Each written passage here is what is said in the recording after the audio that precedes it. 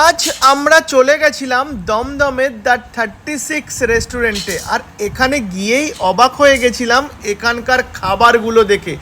এখানে কিন্তু আপনারা পেয়ে যাবেন সাংহাই বিফু থেকে আরম্ভ করে mutton biryani, chicken biryani, mixed fried rice, Indo Chinese যা খাবার রয়েছে সবই কিন্তু পেয়ে যাবেন একেবারে রিজনেবল প্রাইসে।